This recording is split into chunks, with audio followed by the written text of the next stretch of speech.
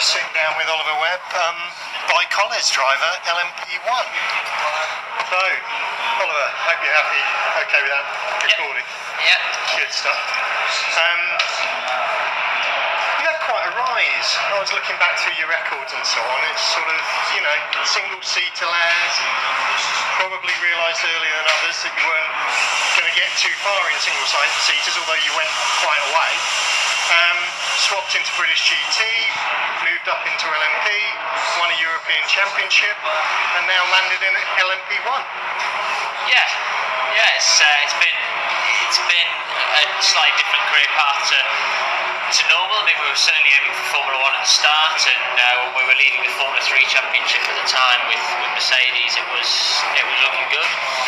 We had a few talks with a couple of Formula 1 teams, but it soon became apparent that we were going to need huge funding to get in, and we just didn't have it, plain and simple. So went over to America for a bit, tried our water, towed the water there. Loved it, but ovals weren't quite for me. My first race was Vegas, obviously when Dan passed away, and that made it quite hard for me to acclimatise to ovals. But as soon as I got into an endurance car, winning in my first year in that, and being very quick in all the testing, it became apparent that it's where I belong to be. So very happy to be in this. Albeit the privateers, we've got a good battle with some great names: Heidfeld, Prost, Nelson Piquet Jr. Obviously, it'd be nice to be above them on the podium in my first race in LMP1. Well, if free practice one is anything to go by, you're setting the right pace. Yeah. Although it looked like Rebellion still had its hiccups with maybe installation issues or something.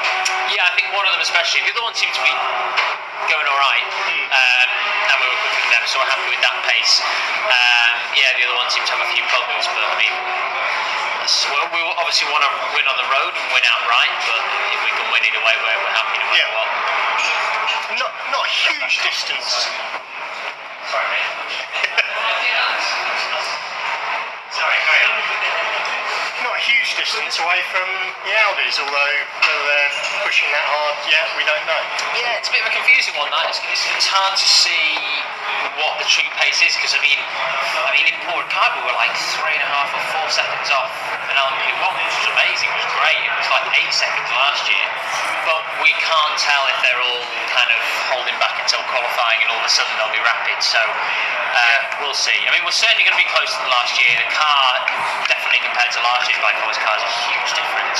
James Roster, who's with us for these 2 races, drove with them back when it was Lotus a year and a half, 2 years ago, and he says it's like a completely different machine. He's obviously got a great comparison because he's driven with them before.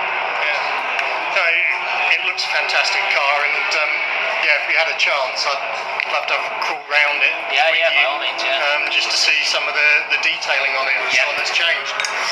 Yeah, because going back to that, it was the Lotus. You know, that is a good couple of years ago now. Yeah.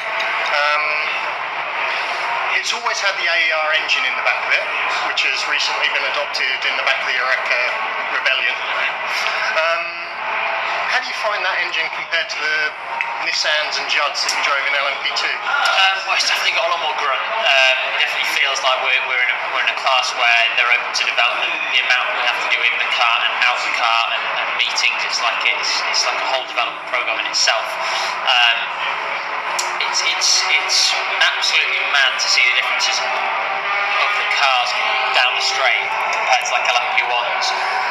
From us having non-hybrids and then having hybrids, you can almost have 3 overtakes in a straight line with LMP1. So like the Porsche just then in practice overtook me coming out of Magnus Beckett's with its 1,000 horsepower, including the hybrid, shot past me like it was going to disappear into the distance, and then just hit a brick wall when the battery stopped working. Yeah. Considering they're flat, apparently they hit 1G flat out on the throttle when the hybrid stops working.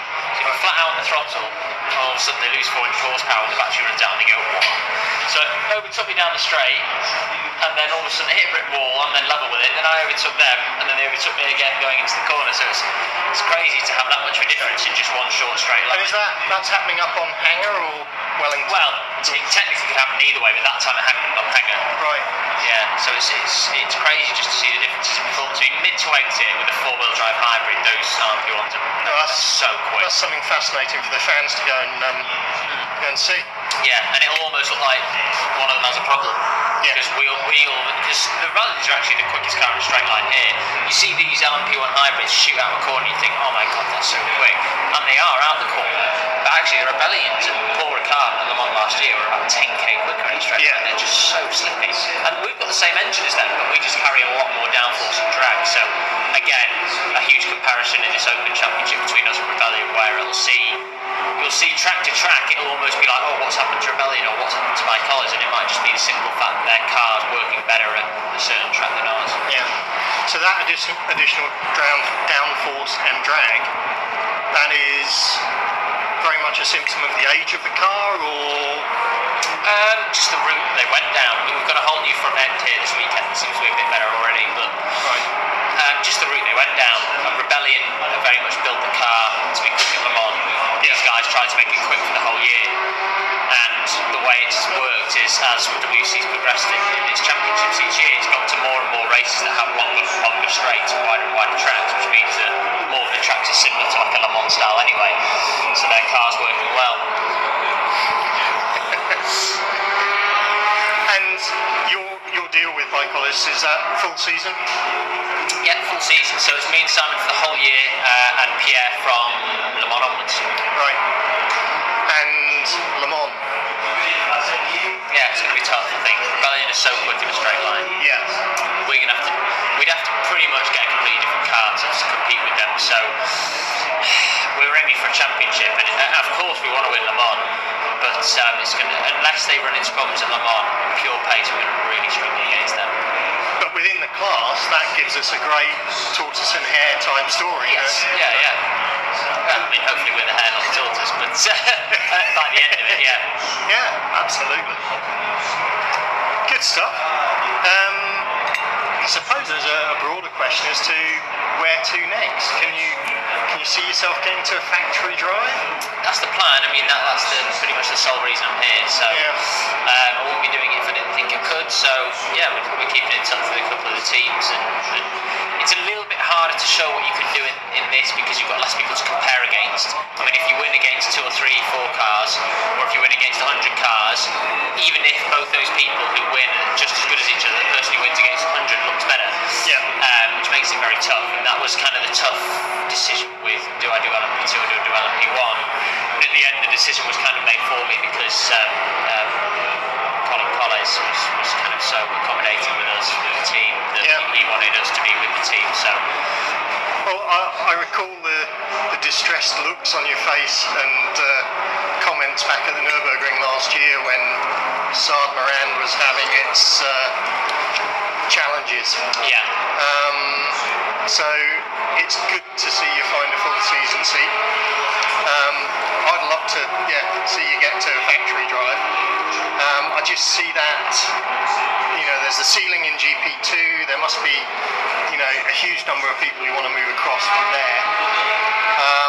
And similarly, we've got kind of this constraint in terms of the number of factory cars that there are, and people they've got backed up, the likes of Nick Tandy and so on. Yeah, of course, it's always going to be hard, and there's no two ways about it.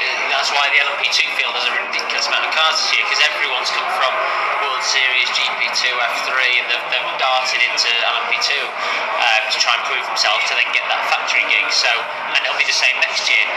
But I'm trying to see the positives of it, and that's the fact that this championship is getting huge amounts of coverage that it's ever had in the last couple of years, and everyone's seeing it as a pinnacle of motorsport rather than just kind of a something that sits below F1 or IndyCar, whatever. It's now right up there as its own pinnacle, and to a point, with the negative vibes that are coming from Formula 1, it attracts even more attention to this great racing we've got here. Yeah, absolutely. And thankfully I've been a long time follower of it, and it's good to see other people getting the message. Yeah. Okay, thank you for your time today, and if we get a chance to have a look around the car at sometime, that would be fantastic. Yeah, by all means, we're here all weekend.